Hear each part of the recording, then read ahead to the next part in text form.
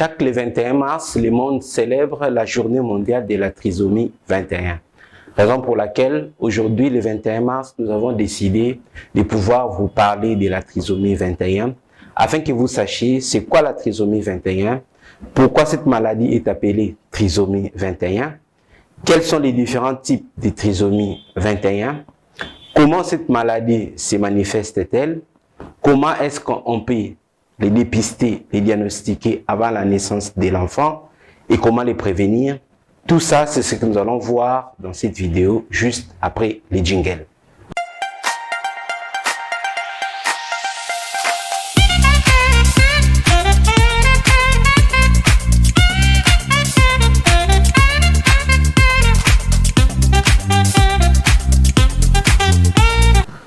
Salut à vous, moi c'est Dr Moïse. Sur cette chaîne, je parle de la santé, de la médecine, parce que je suis convaincu qu'au-delà de tout ce que nous pouvons avoir et au-delà de tout ce que nous pouvons savoir, il est important que nous puissions être en bonne santé. Car sans la santé, tout ce que nous avons et tout ce que nous savons ne valent rien. Raison pour laquelle j'ai mis en place cette chaîne pour vous donner l'information sanitaire, la bonne et la vraie, par des professionnels de santé, afin que vous puissiez apprendre à mieux connaître votre corps. Et si donc vous voulez tirer pleinement profit de cette chaîne, je vous invite de faire une seule chose, c'est de vous abonner sur cette chaîne, d'activer la cloche en choisissant toutes les notifications pour que vous ne ratiez aucune des vidéos santé que je publie régulièrement sur cette chaîne qui vous apportera du contenu. Comme j'étais en train de le dire tout au long de cette introduction, aujourd'hui, le 21 mars 2025, le monde célèbre la journée mondiale de la trisomie 21.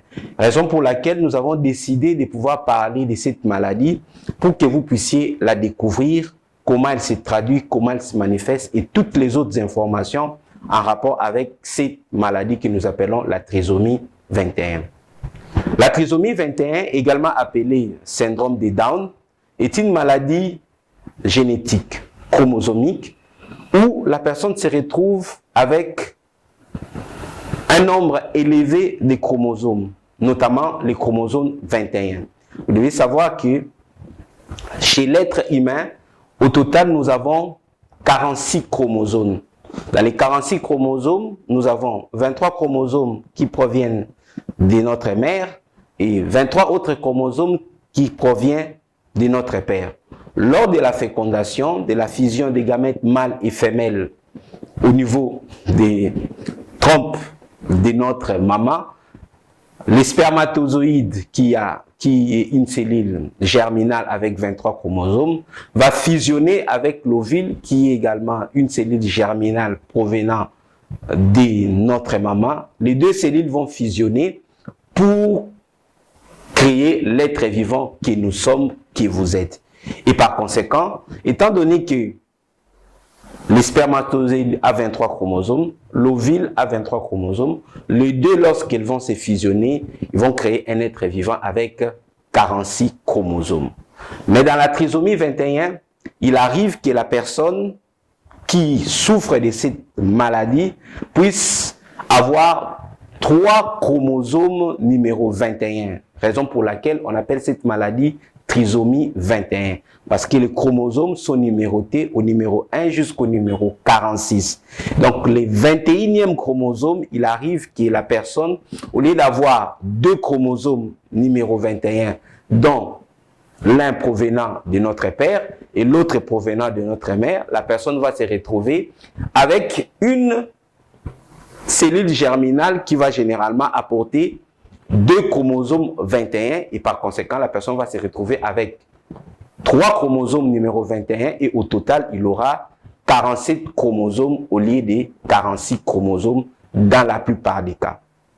En ce qui concerne les types de trisomie 21, vous devez savoir qu'il existe 3 types de trisomie 21.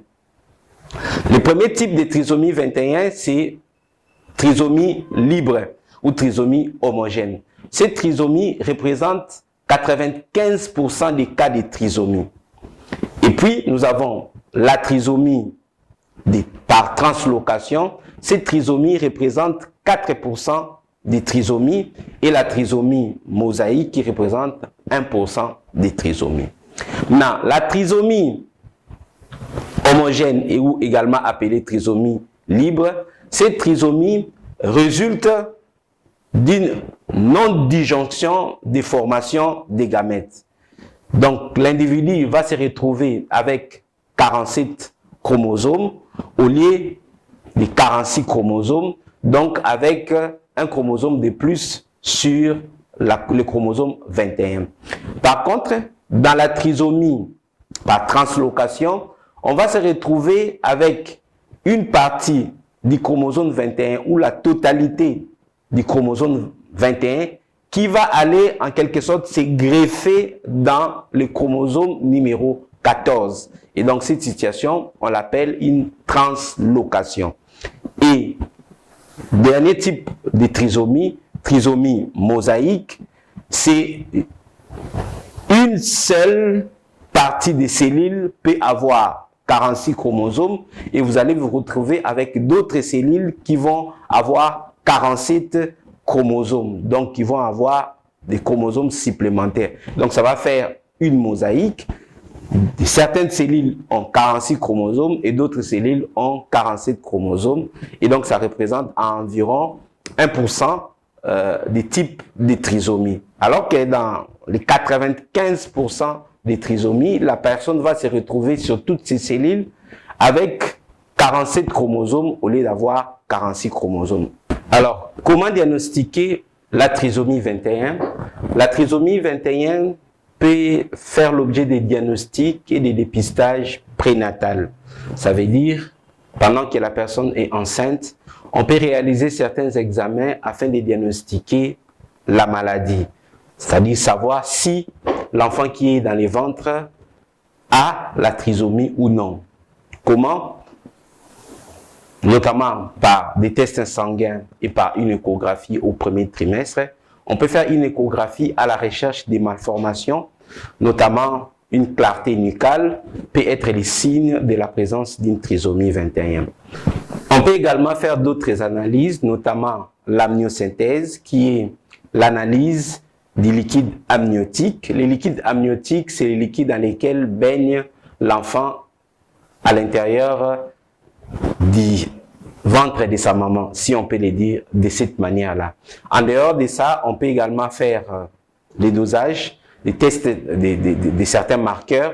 On peut également faire les tests de l'ADN fœtal en prélevant le sang de la maman et recueillir l'ADN du fœtus circulant dans le sang de sa mère. À ce moment-là, on peut arriver à poser des diagnostics et à dépister la trisomie 21.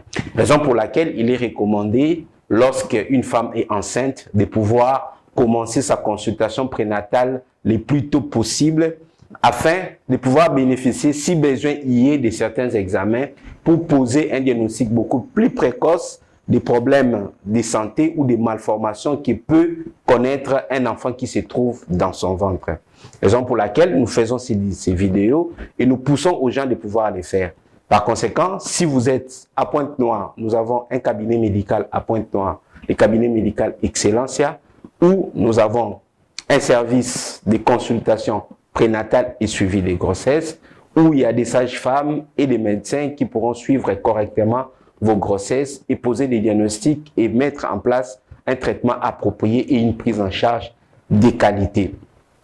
Nous réalisons également des échographies obstétricales, pelviennes et bien d'autres échographies dans notre cabinet médical. Nous avons également d'autres spécialités à l'intérieur, la stomatologie, la petite chirurgie et bien d'autres éléments que nous faisons dans notre cabinet médical. Pour ceux qui sont à Brazzaville, veulent nous contacter, ils peuvent nous retrouver sur 49 rue Lénine à Mongali. Nous sommes dans la polyclinique de Brazzaville. Et à Pointe-Noire, c'est le cabinet médical Excellencia. Nous sommes au centre-ville de Pointe-Noire, au rond-point Kassaï, dans les mêmes bâtiments que la pharmacie de l'hôpital. Vous pouvez vous rapprocher de nous pour pouvoir obtenir des soins médicaux et des soins de spécialité de qualité afin que vous puissiez avoir une santé de fer. En attendant, abonnez-vous. Si cette vidéo vous a plu, n'hésitez pas de cliquer sur le bouton bleu. Ça me fera énormément plaisir pour savoir que le contenu que j'ai publié vous a plu. Et à très bientôt sur ma chaîne pour d'autres vidéos sur la santé.